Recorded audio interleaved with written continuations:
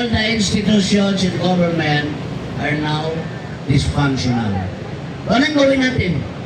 Tayo man ang gobyerno, tayo man ang taong government, tayo man ang nagdadal sa kanila, tayo man lahat ang bakit sila nandiyan? Ano ang antayin natin? Ha? Dysfunction natin gobyerno. Dysfunction, meaning kasi wala na nag-function. Kasi hindi na sila naniwala sa ating saligang batas. Sino bang gumawa ng saligang batas? Diba tayo? We ratified the Constitution because we are the sovereign people of this country. We are the Filipinos. We ratified that Constitution. Tayong gumawa. Kung ginawa ng mga loko-lokong yan. Ha? Inali na nila ating Constitution.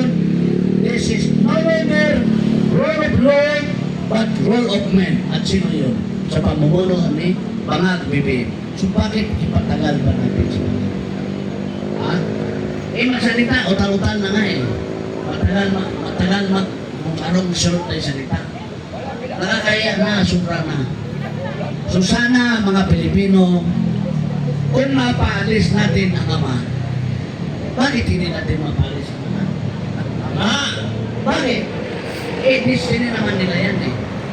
The only two presidents in a family na nagkamali sa bansang ito ay mga Marcos lang. Mga Marcos, from the father to the son, talagang di-destroy this country. Sila ang nagpadubog sa ating bansa.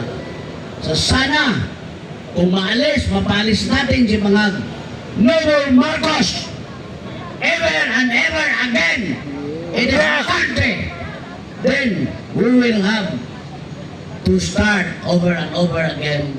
Ayusin natin ang bansa natin with the leadership of what we believe si Inday Sara na isang lahing Duterte na magpapatino sa ating bansa, ituloy yung pinag-umpisan ni Tatay Digong na sinira ni anak na Marcos na Bangag.